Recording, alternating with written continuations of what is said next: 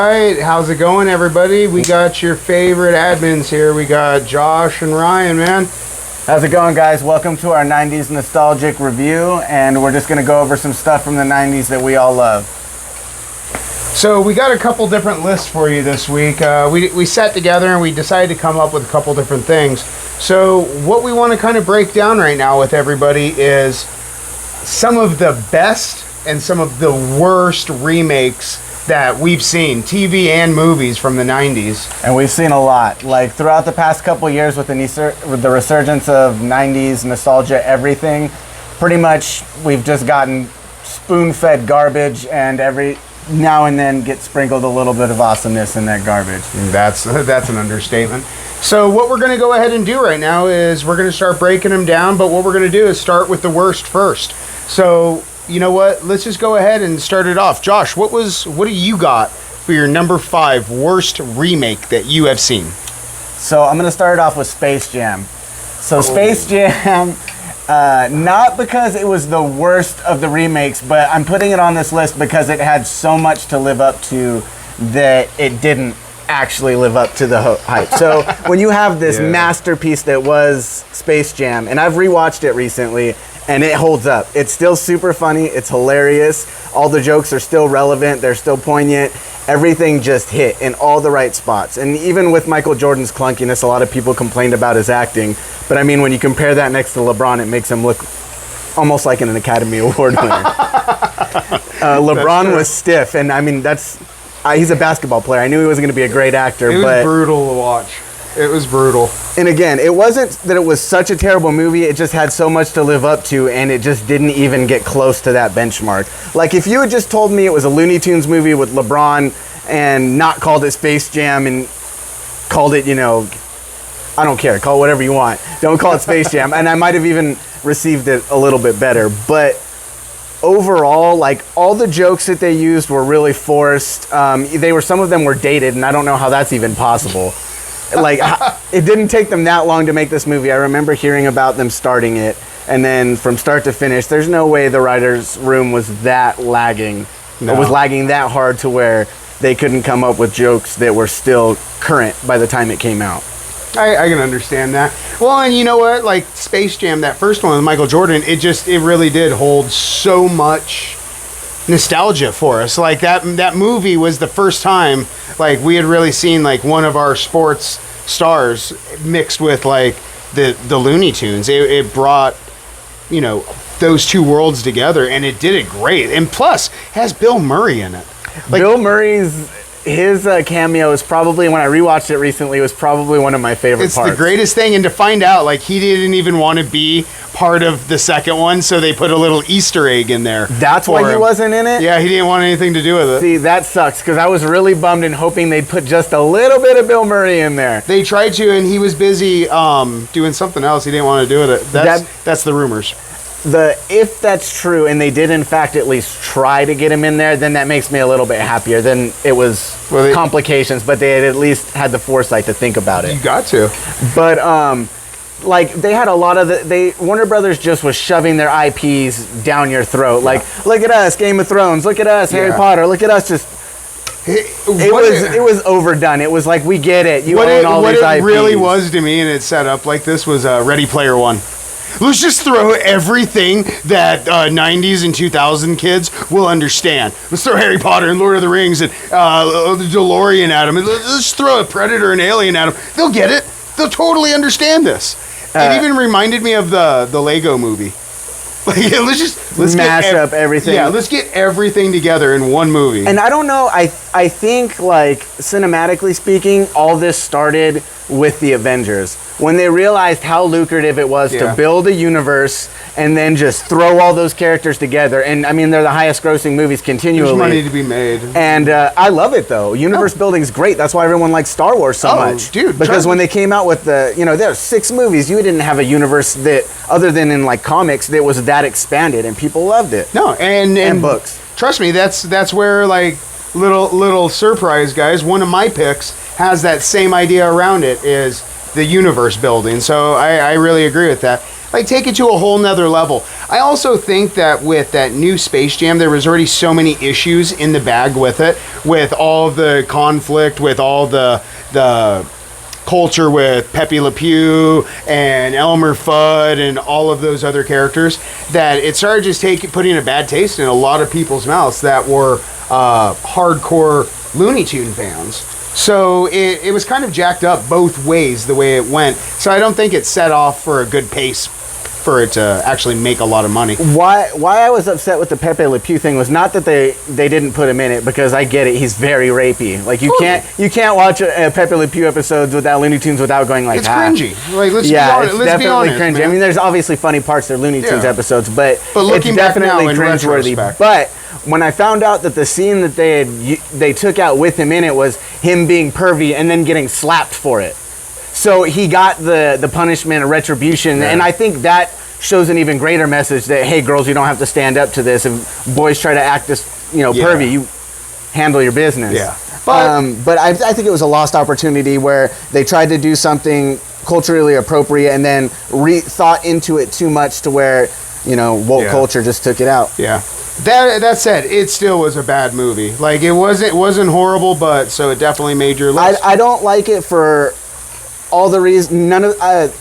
The reasons that I don't like it don't include any of the reasons that people were pissed about online. Like I said, like the Pepe Le Pew thing or the Lola Bunny being desexified. Like all the pictures and all the sexy Lola Bunny that people remember are all fan art anyway. Like everybody that used that one image of her bent over, that wasn't even a real from Looney Tunes. Like she looked similar. She just had longer shorts. And I mean, come on, it's realistic. No. So no, all my issues with the Space Jam were purely because it just failed cinematically for me. It just didn't hit the gears. That's fair.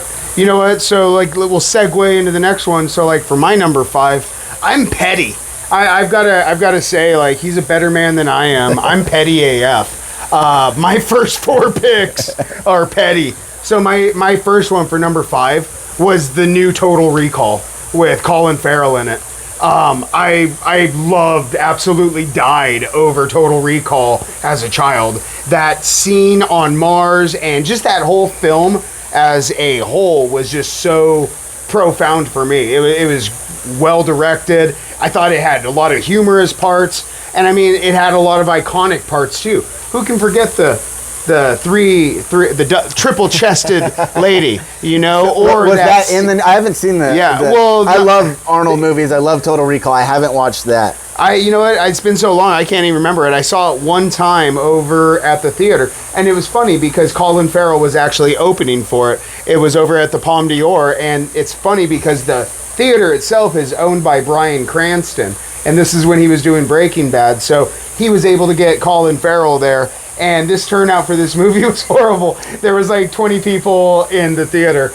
But I was so stoked over it, and I was really looking forward to Total Recall getting a remake because I dug it. And then the fact that Schwarzenegger even co-signed on this for me was like, yes, yeah, because he understands good storytelling. Like with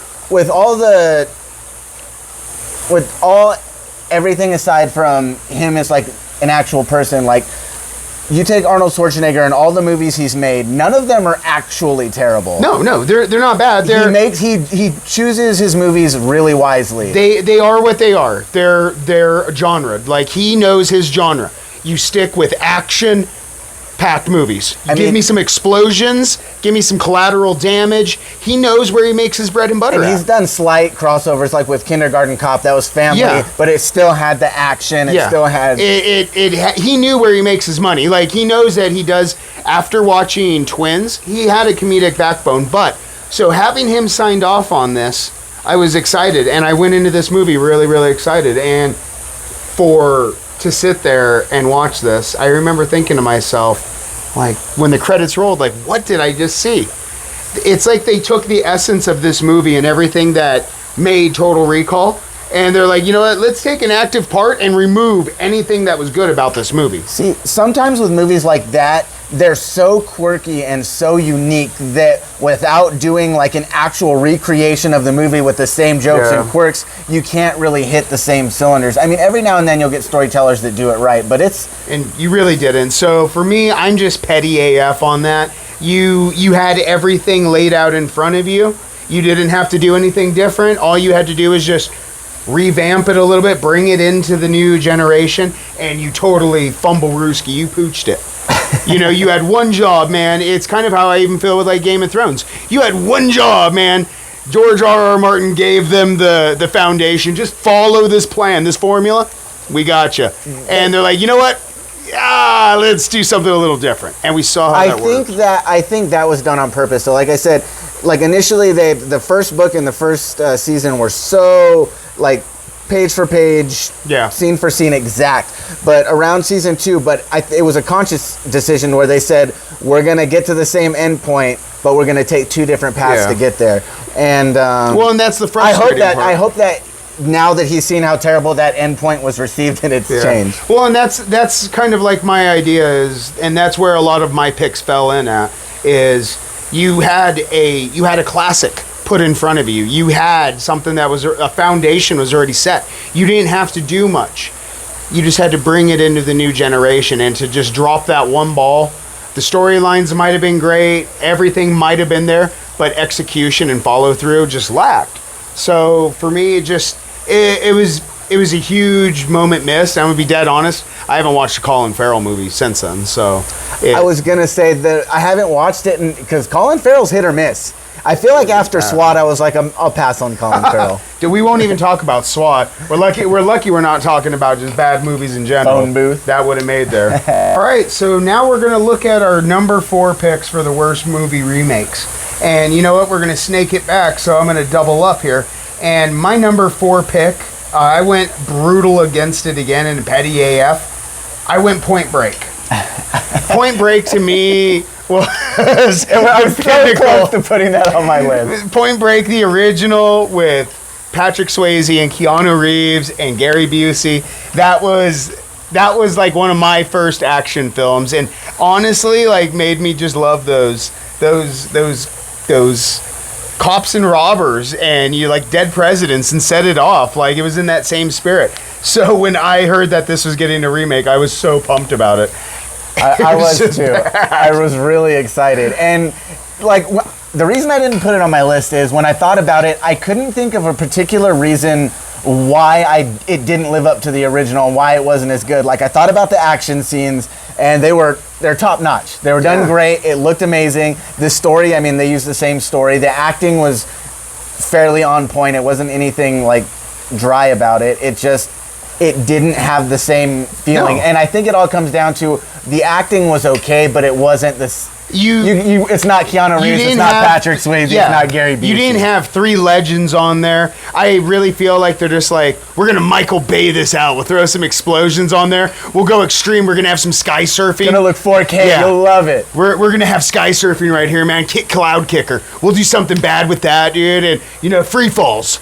Like, they took out everything that just made that first movie so awesome. And it was... I remember like actually sitting on the edge of my seat watching Point Break in theaters the first time, and the original, and it was amazing. It just had so many different factors, like from going in, I'm an FBI undercover, to I'm going down to bust into this underground surfer club right here so I can get some sweet swells, but my end game's really to get in with this crime boss so I can get his down low. At face value, it's ridiculously stupid. Whoever wrote this script and oh God, I can imagine how they sold this. But so this is a movie I would imagine Tom Cruise would make for himself now. Yes. Like Tom Cruise is at the point where he's just having fun with his movies. Like, oh, you're gonna strap me to the side of the plane? Fuck yeah, let's do it. But so lest I digress, so that's my number 4 that I got for it. And then you know what? It didn't help. Like the Rotten Tomato reviews on it were just garbage. Like everything that came out about it just didn't help. If I don't know anything about the movie, I'll look at like reviews just to get a general, like if it's a 4, I'm not even gonna waste my time with it. You know what I mean? Dude, I'll Wikipedia everything, and I didn't even want to Wikipedia this. Like, and I watched it. Like, I think part of the reason that this film didn't have the same magic, and maybe it's completely my opinion, but with the original, it was in the 80s, you didn't have YouTube. Seeing extreme sports and extreme shit like that in movies, I don't think was done to that extent. Yeah. Now everything that you saw in Point Break, you know, you see 100 YouTube videos of somebody doing that. It's like there's no shock and awe in that anymore for the most part because we see it on a daily basis. Well, and I think that might have just been for me because I wasn't as thrilled with, even though they were awesome scenes and awesome stunts, I just wasn't thrilled with it. Well, and like for me, it was all around. It was bad story. Like the tweaks that they made to it were just enough to irk me. The quality, and it just didn't live up to what I expected. You know, and not that I have high expectations of reboots, but this one really just undershot it. That said, it's not near as bad as my number 3, 2, and 1. So, but what was your number 4? Man? Okay, so for 4, I picked Fuller House. Oh, now, really? Yes. Okay. Now I go into this saying that I hate the original Full House. Okay, so, that's fair. An unpopular opinion, I think. What do you guys think? I would have. You could have brought the original Full House back intact, and I would have still disliked it. That's fair. But with that said, Bob Saget is raw, and he's a savage, no pun intended. And that show just like it nerfed him. It castrated Bob Saget, you know what I mean? It hit Saget with the tiger uppercut. If you see his stand-up, he is so raw and brutal. And he's brutal to his own daughter. And to see him do, I mean, and I guess that's just it's the nature of the beast. It's a testament to how good of an actor he is, I guess you could say. Or just how fucking low of a person he is, whichever one. The friend of the two sisters, or the family, what's her name, Steffi? Or do you watch that show? Do you know anything about it? I watched the original. I didn't watch the really annoying friend. Oh, Gibbler. I don't know what her name is. She's stupid and she's annoying, and I dislike her. The character. The actress might be a wonderful woman. Kimmy Gibbler. Yes, Kimmy. There. Kimmy Gibbler. So, I can't stand. Fan. I didn't like it. The never fan. But with that said, I tried to watch the original just because I wanted to give it the benefit of the doubt. Maybe if I liked this one, I'd go back and watch Full House. I like going back and watching old sitcoms. And I just hated it. I hated everything about it. None of the jokes hit. They didn't bring back any of the characters that anybody liked. That's like for all the reboots of TV shows, especially the live ones, they bring back the core cast of characters. And for Fuller House, they brought back the side characters that nobody cared about. That's cool. We want. I mean, I guess but we're talking about the worst, so we're going to get. And again, I'm saying this from an outsider's perspective. Those two sisters probably could have been. I mean, they're part of the family, so they were focal points in the show. But I don't remember. I remember them, but I remember the Olsen twins and the uncles and Bob Saget. Like, those characters were literally just bullet points for me. And they were like, "Hey, let's base a show around the side characters." Nah, I'd rather not. I'll pass. Hey, do you get 100 side characters and be able to pay cast, or do you just get one Bob Saget? So I guess it balances itself out. So now that we've already looking at our number 4, let's head on to number 3, people. So for tres, I chose Powerpuff Girls Z. So there is a newer remake of the Powerpuff Girls, and from what I've seen, it's actually exactly like the original. I think I only cursory watched it. My daughter's like, what's it on? The new one? Yeah, it's Cartoon Network. I have okay. I didn't know if it was Netflix or Hulu. I think they were watching it on Hulu because it was live Hulu. So anyway, the new one is not the one we're talking about. I'm talking about an anime take on the original Powerpuff Girls called Powerpuff Girls Z. You put a Z in it and it automatically makes it anime. After Dragon Ball, it's just add Z. So this, at face value, Powerpuff Girls as an anime is a really good idea. The way and path they took it is just so ridiculously stupid. It felt like a very cookie cutter anime. They're not sisters, they're friends. They have this whole transformation process that's like Sailor Moon. It's really stupid. Like, what made the Powerpuff Girls great wasn't that they were superheroes or that they kicked ass. It was that it was hilarious. Mojo Jojo, what was that villain, him? Yeah. If him was a him, whatever him was, you know, Fuzzy Lumpkins, the Amoeba Boys, like just thinking about the villains makes you laugh. Powerpuff Girls was a solid animated comedy. It was. And unfortunately, this Powerpuff Girls Z, and granted it's an anime, but animes are funny too. I mean, I think most of the original old school 80s and 90s anime relied heavily on comedy. Yeah. And this one is just, it fell flat. It's not funny. It has no charm, no quirk, no character. It just felt like some company said, hey, let's make an anime out of a property, and just threw shit at the wall, and that's what stuck. If it doesn't make dollars, it doesn't make sense. And if it doesn't make sense, it won't make dollars. This made neither. Fair. That's fair. What's your third pick? So where I went with number 3, again, I'm petty. My petty game goes hard in the paint. I got to stick up for my boy. Got to stick up for Patrick Swayze, and I'm going Red Dawn. That new Red Dawn was just super hot basura with like Indian food in a used diaper. Liam. Yeah, with the Hemsworths in one it. of Like, them. yeah, got one, both. I don't know. I thought I saw when they have brown hair, they look exactly yeah, the they same. look exactly alike. But you took something for me. Like, I'm diehard Wolverines, man. Like that original Red Dawn for me was epic. You mean to tell me the Russians are going to infiltrate America through Colorado? They're going to parachute into Colorado, and that's how they're going to do this. Another 80s/90s premise. It's just completely out the window. The best idea behind it. So just that idea, that concept alone, and that a band of high school seniors are going to be the saving grace of America. Man, that's freedom. I've seen Red Dawn. I don't remember it that well. I didn't see the new one. I saw the previews for it. You need to see the original one. I would need to rewatch it.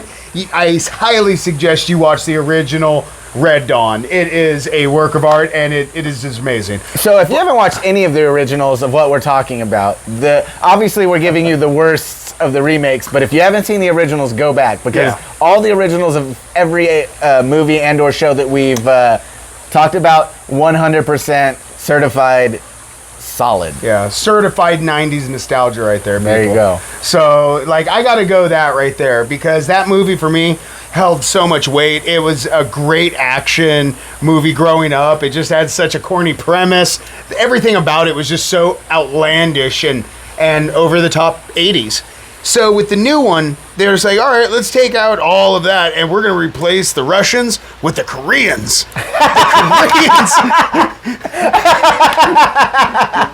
I can't even remember if it was the Koreans or China, but they're just like, you know what? It's not the Russians. It was somebody else is going to infiltrate. Russia is still like, I guess China is considered more of the threat. Russia is always going to be, to me, the more solid bad guy. It was just so bad. And so I remember I only have like 3 movies that I've ever walked out of. I had to walk out of this, and I actually asked for my money back, and they said no, and I was actually fine with it. Like, just whatever, let me get out of here. So yeah, that came in at my number 3. All they did was they're like, let's take this great movie, and who's a hot property? Who's a hot IP in Hollywood? Oh, let's get them Hemsworth brothers. They're hot. Oh, Chris is off doing Thor. Well, what about the stupid-looking little brother? He's free. Let's throw him in there. Let's get that one in. Let's throw the irritating one that has the irritating girlfriend. What's her name? Billy Ray Cyrus's daughter. I don't refer to her by name. I don't think they're That's together Billy anymore. Ray Cyrus's daughter. She doesn't have a name. No, Hannah Montana. sorry. I'm afraid she's actually gonna like crawl into my room and like kill me in the middle of the night. I'm just joking. Don't take it into offense. You're breaking her achy breaky heart. Yeah. For my number 2, man, I've got to go petty with it again.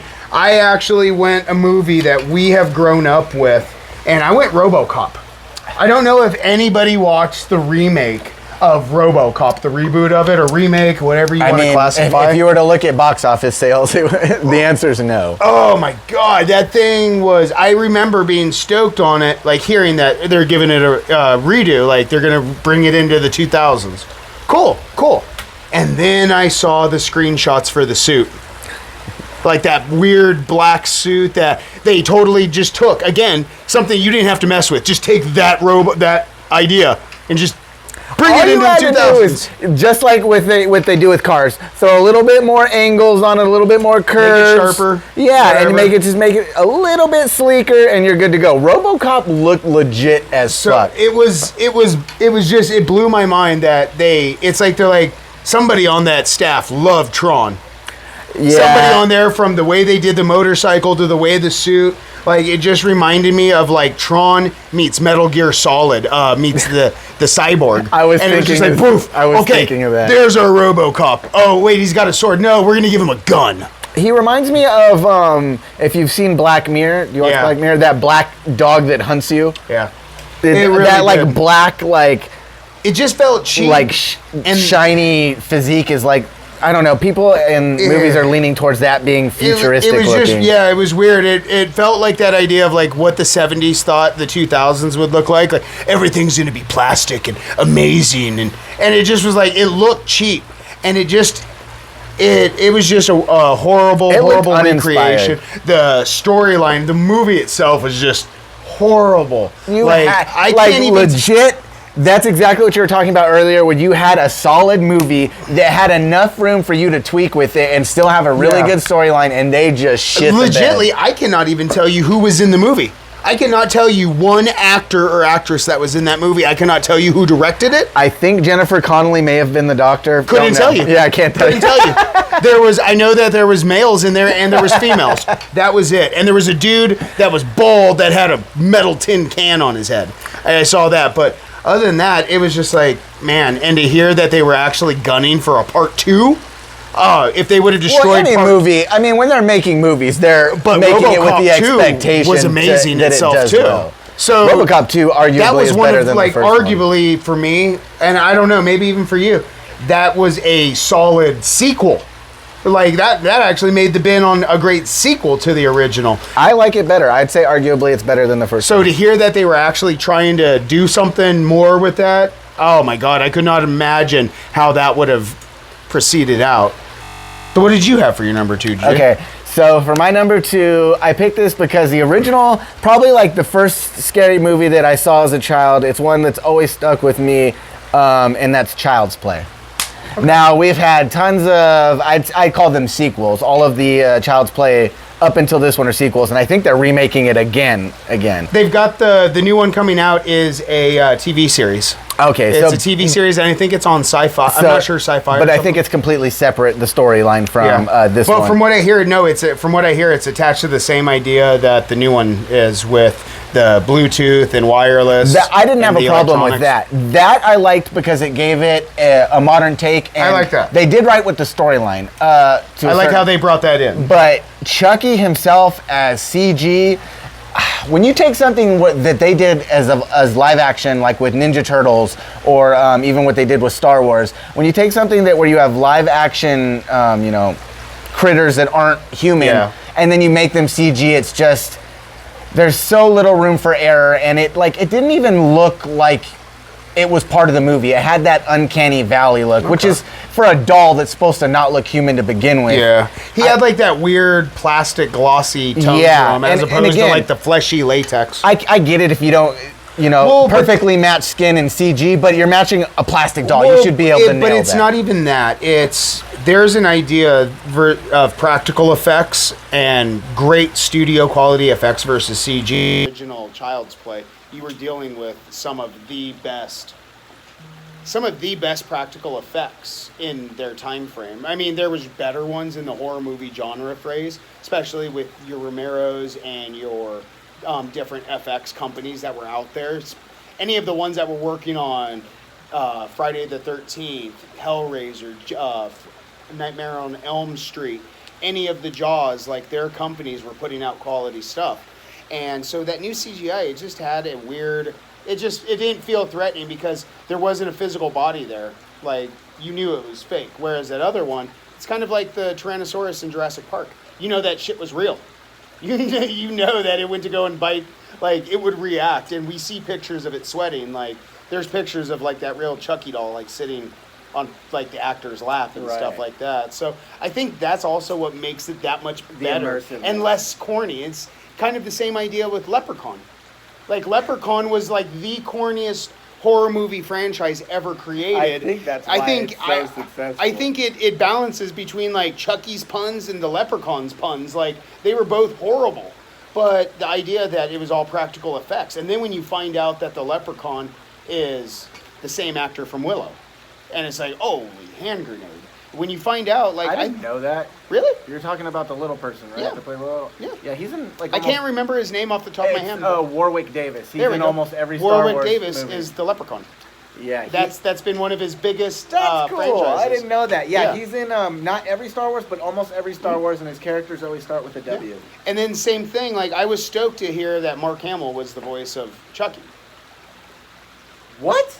Yeah. Really? I mean, correct me if I'm wrong, but I'm almost positive that Mark Hamill in the new remake was the voice of Chucky. Oh, in the new remake. In the new yeah, remake, yeah, was the he voice was. of Chucky. And no, he did the voice. There were aspects of it that were good. It wasn't a completely terrible. The reason I don't like it is literally their choice to go with the CG Chucky completely took me out of the movie. It didn't. It just wasn't immersive. Yeah, and that's it. If you can't put the meat in the seats and you can't make people buy into your movie, then it's not gonna hold that longevity. Like that's why your Nightmare on Elm Streets and your Friday the 13th and your Jaws, like people remember scenes in there. They remember things, and there was a buy-in for going to that movie. And I don't think, because I saw it too, and I didn't really feel that there was a buy-in. I feel like I just gave somebody $9 and went and watched something that was not bad, but definitely not great. Yeah, it just definitely wasn't. It was worth one time. That's it. Funny afterthought about Mark Hamill. He got a lot of shit for not being a great actor in the original Star Wars, which I mean you can argue about. He's not great acting. I think wasn't that his first acting job? I'm pretty sure, if not one of his first. And I still love him as Luke Skywalker, regardless of how great he was as an actor at the time. But man, did he have a resurgence as a voice actor, dude, especially with the Joker. He is my goodness, down. though. Like I feel one of the best voice acters of our time. I can agree with that. He 100%. has like, and I'm putting him in the same ballparks as your Frank Welkers, your Peter Cullens. Guys that have a resume. A Hanna-Barbera, a Transformers resume. He has the weight to work with them. I've noticed a lot when it comes to voice actors, there's a very small community of 20 to 50 voice actors that pretty much do all of them. Like Tara Reid does 90% of the female voices in cartoons. Or even like Hank Azaria before he left Simpsons. Yeah. So it's good to see that. But yeah, I can definitely agree with that being one of the worst ones. And number one spot, team. We made it to the number one 90s remake for us. What grinded our gears about this remake? You know what really grinds my gears? When I can't find that droid I'm looking for. No. But now that we're talking about it, we've heard Josh's number two. So let's get to the number one right now. And you know what? I'm probably going to get a lot of flack for this, just of what I'm picking. But my number one horrible remake was the new Mighty Morphin Power Rangers film. That thing was, oh my God! From the first 3 minutes of that film. Wait, what the hell? Wait, Zordon just got swallowed by lava? Wait, how is this working out here? I was just mind boggled, and then they took something that is already a corny premise in itself. Power Rangers. They're going to be 5 teens from Angel View Grove, and that they're going to fight this evil villain Rita. They didn't even have the moon on there, I don't think. I was expecting to say from 10,000 years and I'm finally free. And I didn't even get that. So, but it was just slow. And they tried to do this whole thing that the TV series never needed to do of we're going to build these characters. We're going to make you try to care about Tommy or Jason or Kimberly. No, the show definitely did that. You just don't remember because it was ridiculous. It, but they just did it in small little micro doses. This one's we're gonna give Jason some, or Tommy, or Billy's gonna have a battle of conscience and have to do the right thing. Jason's got some family problems at home. His dad's a little rough on him, so he's real rebellious. You know, it's like, wait, whoa, what the heck? That's the storyline they need. Give it some edge. Like Jason's getting slapped they around. pretty at much home. what they did to me. Like this is where my brain was. Is they pretty much just did Breakfast Club, but threw them with some suits at the end. They're just like, we've got the bully, we've got the geek, we've got the weird one, we've got the athlete. Every trope. That I you was need. waiting for Tommy and Jason just to be like, so I glued this dude's ass cheeks together, and that's why I'm here in detention. Is, yeah. But I'm a winner. And that's what winners do. I need to go to state. God, that's a solid movie. I was waiting for him to be like a total Chad or a Kyle. Like, just be like, what's good, brah? Like, hey, I'm You thinking, say waiting. I'd say Yeah. he came in as a Chad. dude, and he was Kyle. only missing the idea of like, I think I'm gonna rush like Psi Kappa Psi in the fall, brah. Like, so it was only missing that, but so that one was just brutal to me. And then, like, all right, so with the first Mighty Morphin Power Rangers movie, the Zord itself was already kind of like threw people off when that was given. And we didn't really have internet back then to like see what we were going to be Ivan getting. Ooze. Oh Well, my and to gosh. find out like that whole thing was amazing. To find out like I think he was going through cancer. The actor that played Ivan Ooze. I believe it's So- a really renowned actor. I don't remember. Who and it is. I had heard rumors or there's something online that he was like going through cancer and like that was one of his last roles. And he was in a lot of physical pain while doing that. Same thing with the actor that played Bison in the Street Fighter movie. Which, oh my God, now that I'm thinking of it, should have been on my list. No, that movie's fucking gold. Oh. That movie is so good. But same thing for him. Nostalgia The berries. actor that played Bison in that was dying of cancer, and so he wanted to do something for his son, who was a huge Street Fighter His name fan. is Raul or something. I don't remember. my That's he's fear- Gomez Adams. Yeah, my fear and loathing brain wants to say Raul Duke, but I'm not. So that's where I'm We're not going going for to my Hunter number Thompson. one of.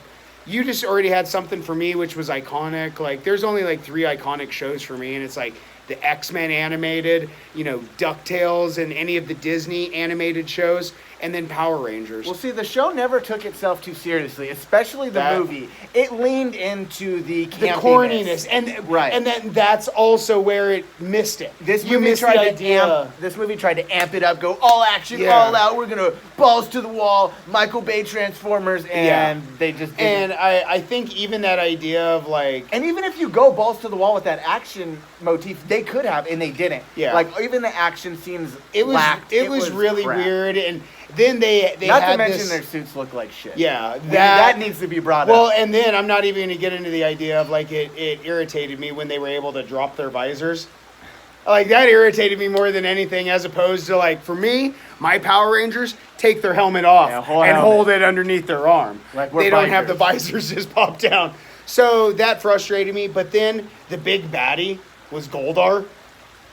I thought it was nice that they brought in Goldar. They did, but the big baddie is Goldar. Why we're at I it? think they were leaning to have a bigger reveal for a bigger villain for the sequel. Well, and I think that's where they also tried to do. They had this egotistical idea that we're actually going to get a second and third movie. So I appreciate the idea of them bringing in Tommy in that Easter egg at the very end. Yeah. And I thought that was really well done. But if you don't do the rest of the movie well, you don't get a second one. Yeah. And so I I think that that's where a destroyed it lot for of me. these the reboots and remakes fall short.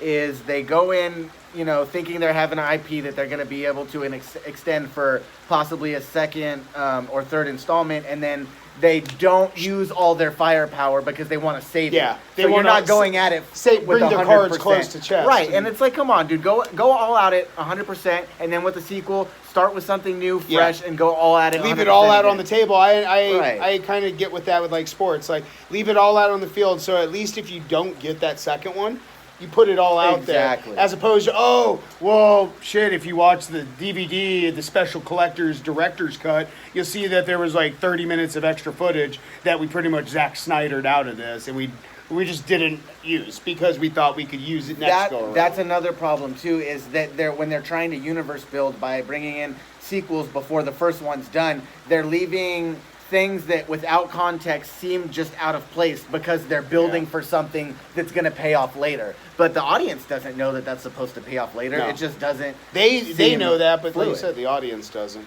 So that's where I got for my number one. So what about for yourself? Near and dear to my heart that this travesty is all I can call it is just an affront to every child from the 90s, and that is the new Rugrats remake. Oh! And I don't mean the Rugrats all grown up. I mean this new CG On Paramount Plus? yeah, plastic looking crap that they've shelled out, and oh god, dude, it makes me so upset. So the first episode I saw was an exact replication of one of the episodes from the original Rugrats. So they're not even, I mean, apparently somebody in the comments told me that I've seen 3 episodes, and they were all episodes from the original show. Somebody in our group, thank you to whoever that was, told me that apparently they do their own episodes, but I am in no great rush to watch them. Not only does it look like crap, but like everything that was awesome about the Rugrats' animation, like it wasn't super clean. It was almost like, I don't want to say grimy, but it was like purposefully I can't even think of the right word for it, but it had unpolished. Thank you. It had an aesthetic to it that was really awesome, and it had a lot of personality in that aesthetic. And it's completely lost when you have this, these plastic-looking dolls. Yeah. Like I've seen good CG. There's a lot of good remakes or a lot of just good CG where they've taken Sonic, for example, not the first Sonic that they started with, but the one they ended with. That Sonic, they can take things that are animated and make them into the new style of CG. Yeah, it's 100% doable, and they just shit the bed. And for me, like, if you're gonna make a new show, don't even try to recycle old. Yeah. How dare you try to spoon feed me something I've already seen in a worse coating?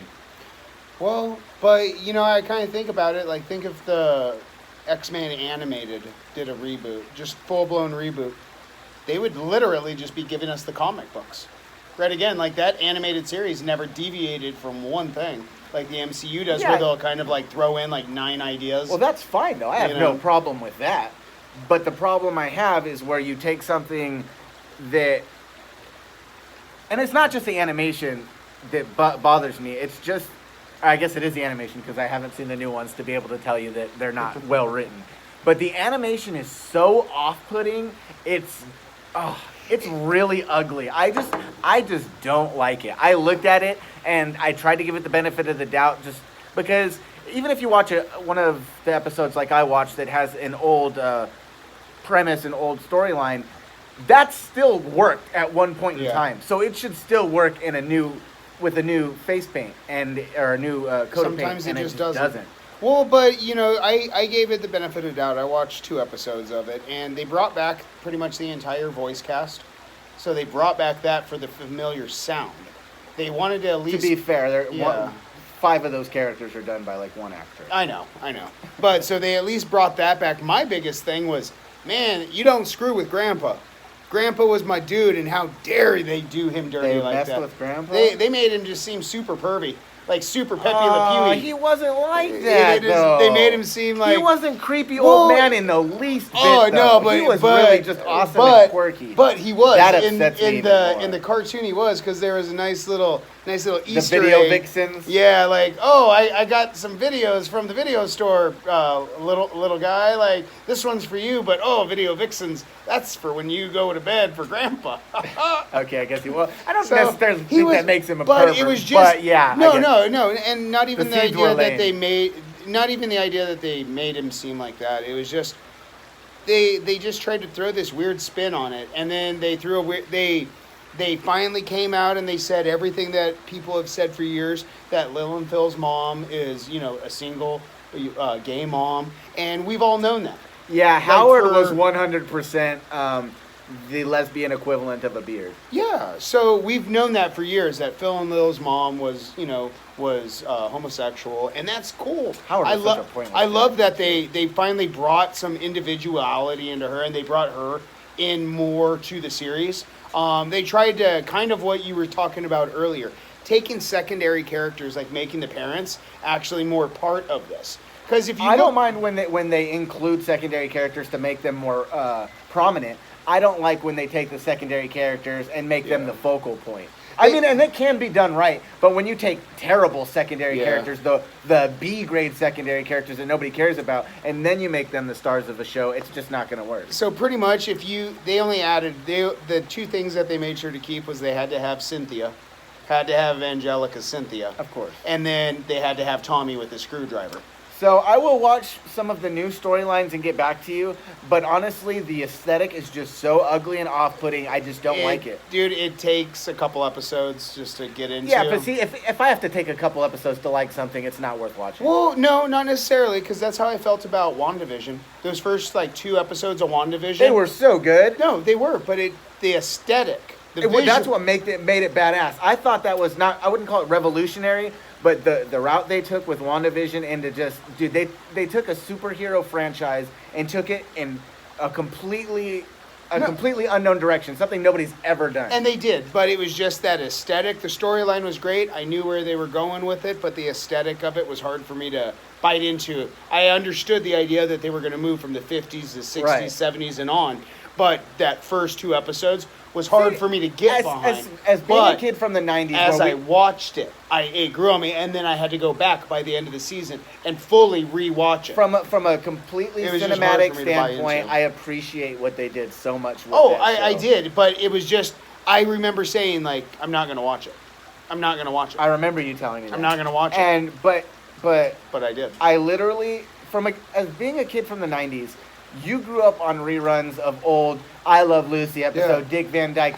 Sometimes that was all that was on, especially on basic cable. It was just weird for me to see it, and like you said, I appreciated the idea behind it. And there were so many Easter eggs in that Yeah. show. Marvel with their Easter eggs is just... So it was hard for me to sit down for those first 2 episodes and really I found myself looking at my phone or making something to eat, anything other than watching the episodes. But so when somebody asked me if I watched it, yeah, I did. When you do that though, you have to commit to a TV show, because if you're going to watch a TV show, and even if it's not grabbing you at first, okay, I take back that statement where I said if it takes a few episodes to get in, it's not good, because sometimes it does, TV shows do take a while to build up, but you have to give them the chance, because I hate when people will sit down and watch a movie or TV show with me, and then they stop paying attention, or they're not paying attention fully, and they're on their phone.